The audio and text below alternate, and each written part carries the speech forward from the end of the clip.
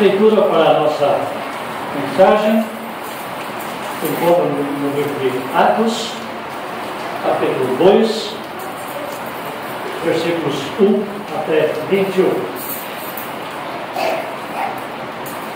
Fala sobre a vinda do Espírito Santo e aquilo que ele produziu na igreja da época.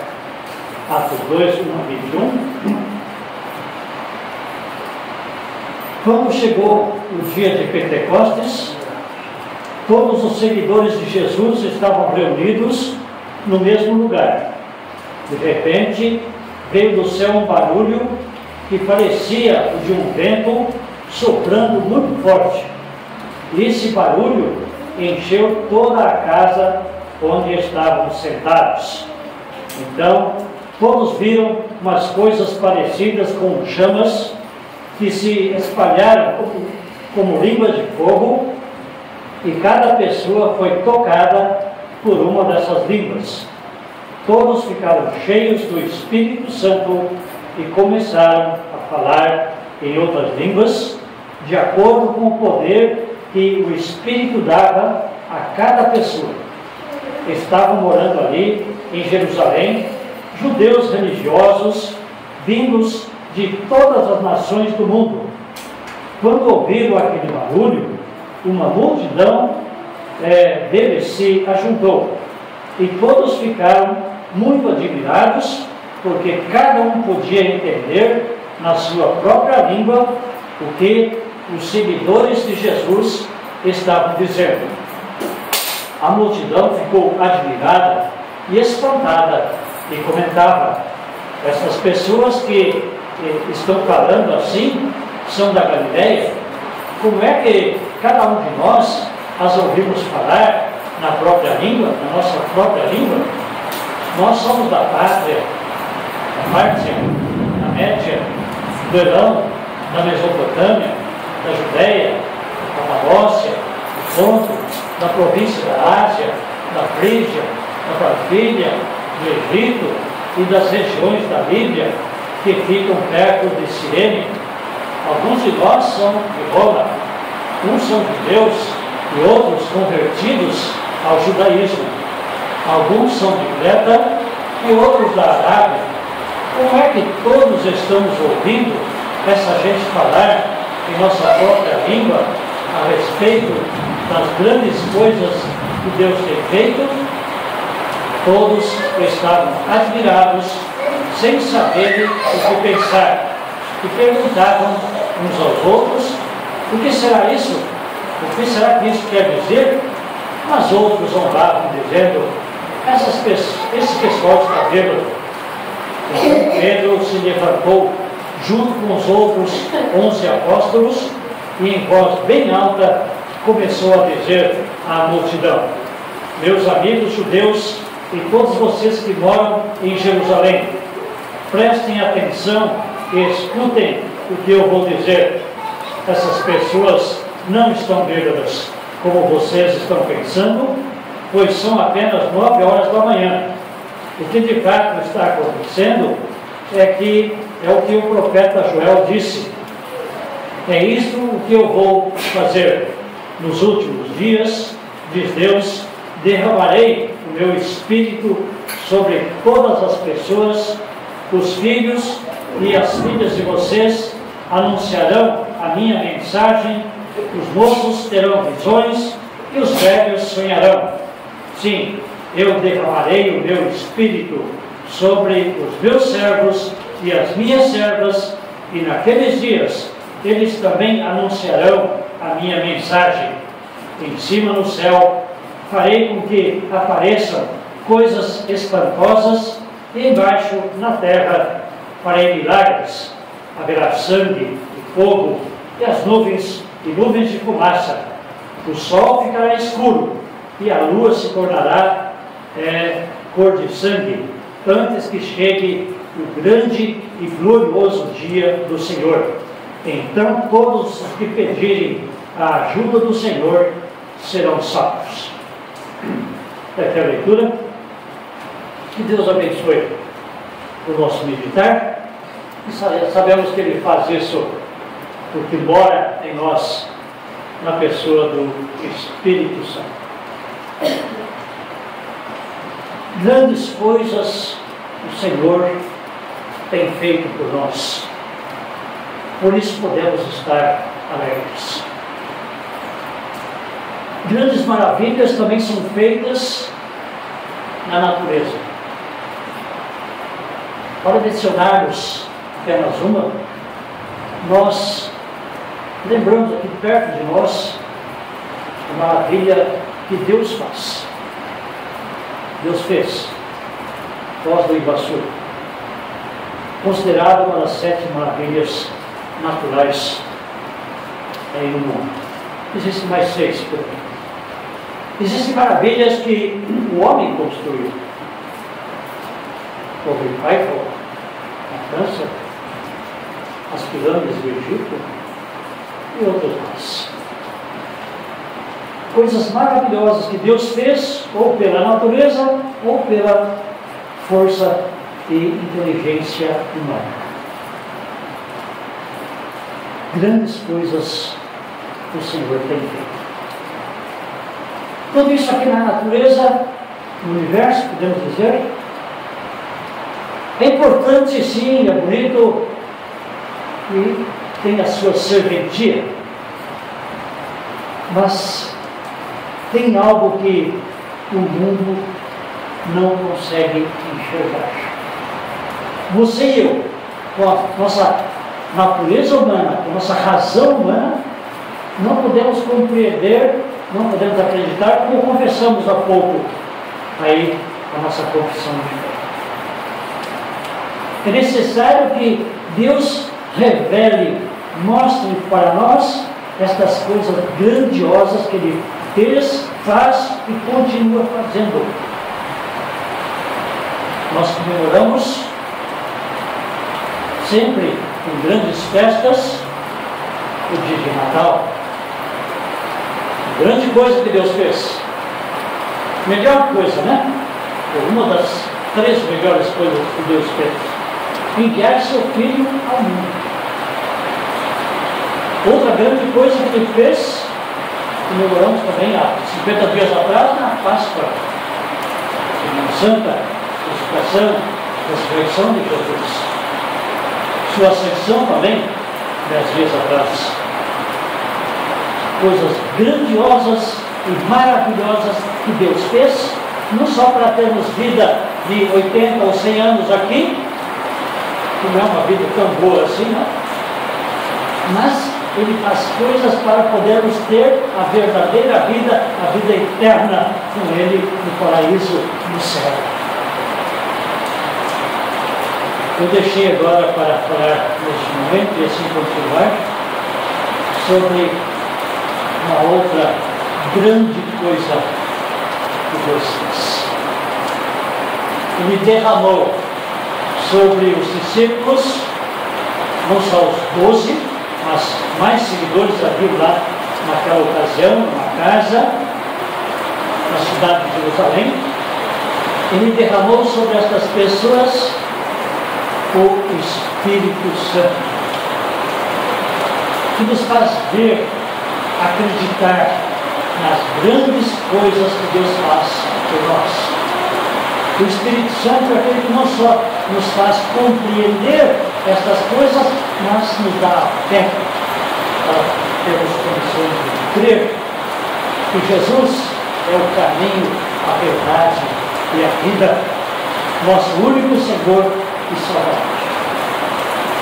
Portanto, o dia em que nós comemoramos a vinda do Espírito Santo, o dia de Pentecostes, não deveria ser menos festejado que o Natal ou que a Páscoa.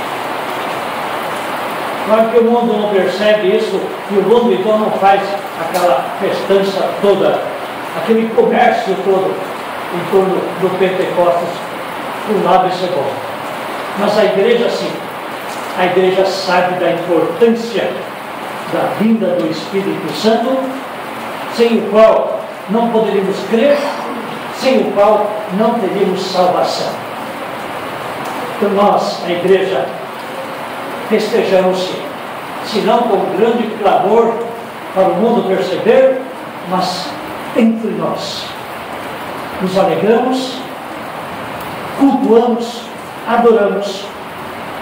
E quem sabe, fazemos também uma festa que continua depois do culto em nossos lares. Pentecostes, como dizem, significa 50, 50 dias depois da Páscoa. E esse Pentecostes já era celebrado também no Antigo Testamento, por um outro motivo, é claro, mas existia uma festa de Pentecostes no Antigo Testamento. Era também 50 dias depois da Páscoa, no início da colheita do trigo, e eles então traziam os primeiros frutos como oferta no altar ao Senhor no templo em Jerusalém. A festa também era conhecida como festa das semanas. 7 semanas depois da Páscoa, ou 50º, simplesmente esse nome, simbolizando 50, ou traduzindo, 50 dias depois da Páscoa. Nesta época, muita gente se reunia lá em Jerusalém. Pelo menos de 150 localidades diferentes. Colônias judaicas que haviam se espalhado pelo mundo através das grandes perseguições que eles tinham enfrentado.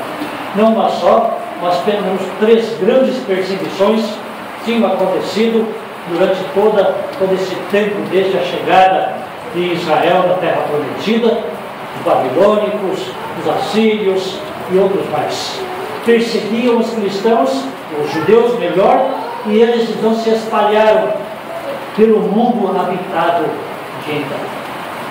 Havia pelo menos 150 colônias judaicas espalhadas pelo mundo.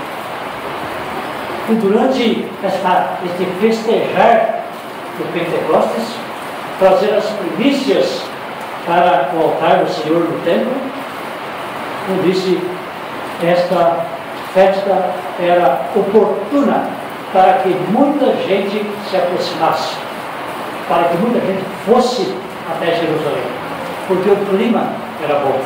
Não era muito frio e não era muito calor. Não chovia muito e também não era muito seco. Era um tempo bom, um clima favorável para as pessoas viajarem muitos a pé e habitarem em tendas e barracas lá nas cercanias do templo em Jerusalém. A melhor época para eles viajarem e estarem lá era exatamente esta época da festa do Pentecostes ou das festas das semanas. Então, muita gente estava lá. E algo então maravilhoso acontece. É por acaso que o Espírito Santo vem nessa época? Não é por acaso. Deus tem tudo planejado. Tudo acontece na hora certa, no tempo em que Deus assim determina, e esse é um tempo especial. Pessoas cristãs, alguém diz mais ou menos 100 pessoas, 120, que é o número daqueles que estavam numa reunião anterior que o povo de Deus fez para escolher o discípulo Matias. Mais ou menos esse número de cristãos que circulavam por ali. Pode ser que havia lá entre 100 ou mais pessoas nessa casa reunidos e todos receberam o Espírito Santo. Ficaram cheios do Espírito Santo. Mas ainda, esse Espírito Santo vem de forma assim sensível, ou seja, sentida. Eles podem perceber, não só os que receberam o Espírito Santo, mas a cidade toda pôde ouvir e correr para lá para ver o que estava acontecendo. Pois o Espírito Santo veio na forma de um grande barulho de um vento. Não era um vento, mas temos o barulho que foi ouvido na cidade toda. Muita vista disse Tempos atrás, hoje, aqui na cidade, não sei se tem, acho que não, muitas catedrais, igrejas grandes, tinham, e algumas ainda têm, sinos. Ao ouvir o barulho do sino, nós sabemos que o culto está começando. E esse barulho era o sino da época. As pessoas ouviram aquele barulho e todos foram lá e rodearam aquela casa onde os cristãos estavam reunidos e tinham sim recebido o Espírito Santo.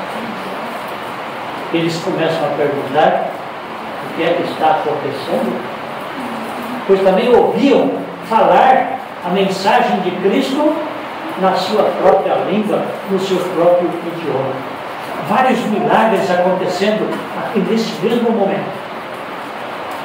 Ao ouvir a mensagem em seu idioma, 15 mencionados aqui em nossa leitura, ao ouvir isso, as pessoas ficaram admiradas e perguntavam: o que quer dizer isso?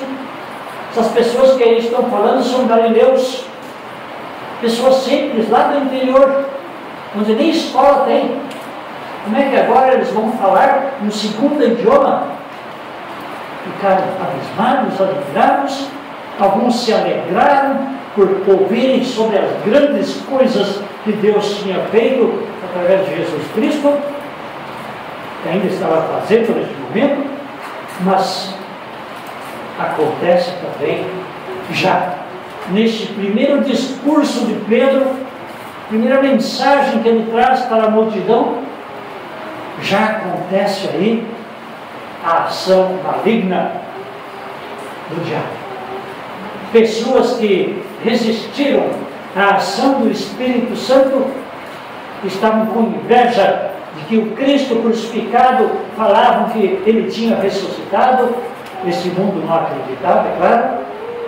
Essas pessoas zombavam, dizendo: esse pessoal está bêbado. 9 horas da manhã, algo difícil de acontecer naquela ocasião, naquele momento. Mas enfim, este é o deboche, esta é a inveja, a raiva, a perseguição demonstrada neste primeiro momento, em que Pedro levanta com os 11 e anuncia a mensagem da salvação de Cristo Jesus. A perseguição é comum e ela acontece em qualquer tempo da história da igreja. Os discípulos, quase todos morreram porque pregaram o Evangelho, foram mortos. Depois a igreja continuou sendo perseguida por Roma e assim por diante. Durante toda a história da igreja, dentro da própria igreja, há pessoas que não são guiadas pelo Espírito Santo e querem ensinar suas próprias doutrinas, querendo tirar proveito disso. Então a igreja precisa estar atenta, e a igreja precisa sim estar de fato e de verdade guiada, orientada, iluminada pelo Espírito Santo através do Evangelho. Pois é através dele que o Espírito nos chama, nos congrega, nos reúne, nos santifica e perdoa diária e abundantemente todos os nossos pecados, dando-nos assim a paz que só Cristo pode dar, dando-nos a fé no Cristo que salva, no Cristo que perdoa, no Cristo que nos leva para a vida eterna, no Cristo que também, pela ação do Espírito Santo, está conosco e faz com que fiquemos na fé até o fim, faz com que não caiamos da fé, não entremos na conversa do mundo que persegue a igreja também hoje. Sabemos que no mundo temos dificuldades, temos perseguições, haverá, o sol ficará escuro, a lua se tornará em sangue, guerras, rumores de guerras, enfim, problemas e dificuldades, antes que venha o fim. Mas em meio às dificuldades, nós estamos com a mensagem cristã, não só em nossas mãos, mas em nosso coração e em nossa alma. E aproveitamos aqui para falar um pouco sobre aquilo que Pedro, levantando com os 11 discípulos de Pedro, ali juntos, falando a mesma linguagem, transmitindo a mesma mensagem, Pedro, o porta-voz, vai dizer, e agora ele diz de forma mais polida. Aqueles que zombavam diziam, esse pessoal está bêbado. E Pedro vai dizer, não, povo judeu, esse povo não está embriagado. A palavra bêbado parece que, como se Pedro estivesse dizendo a mesma palavra, mas numa outra tradução melhor, é embriagado. Quer dizer, Pedro não está retrucando no mesmo nível para aqueles que zombavam da palavra de Deus. Ele usa uma palavra mais polida, uma palavra mais bonita, dizendo, não, nós não estamos embriagados. O que está acontecendo aqui é a ação do Espírito Santo, ou melhor, é aquilo que o profeta Joel disse. Os jovens teriam visões, iriam também anunciar a mensagem, e os idosos teriam sonhos. Idosos não têm muitos sonhos, né? Estão no final da vida, mas podem sonhar com a vida eterna. Os jovens que ainda não têm muita experiência, também têm a visão do futuro, a visão da eternidade e assim por diante. Tudo pelo auxílio do Espírito Santo, que é derramado sobre todos, sem distinção de idade, raça, cor, capacidade intelectual ou financeira. O Espírito Santo é derramado. E a palavra derramado traz consigo a ideia de que no batismo a água é derramada sobre aquele que está sendo batizado. E junto com esta água, esse derramar, é derramado também o Espírito Santo que continua morando e habitando em nós. Assim então, nós podemos enfrentar este mundo com guerras, rumores de guerras, perseguições e até mesmo catástrofes ambientais. Enfrentamos tudo isso de cabeça erguida, sabendo que grandes coisas o Senhor fez, faz e continuará fazendo com cada um de nós e com a sua igreja, através de Cristo Jesus. E a grande coisa que Ele faz não é simplesmente construir este mundo, que aliás, naturalmente falando, é belo. O universo é belo, mas Ele faz coisas mais interessantes, mais grandiosas que estas.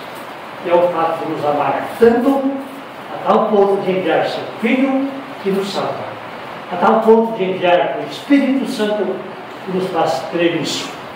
E agora, como povo de Deus, nós podemos invocar ao Senhor, podemos orar, podemos conversar com Ele, e o versículo 21 diz, todos os que pedirem a ajuda do Senhor serão salvos.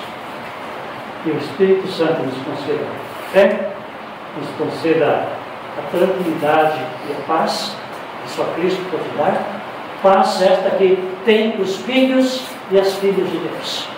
Filhos e filhas que conversam com o Pai e que lançam sobre Ele toda a sua ansiedade, e Ele tem cuidado de nós, e nós glorificamos o nosso Deus. Amém. Amém.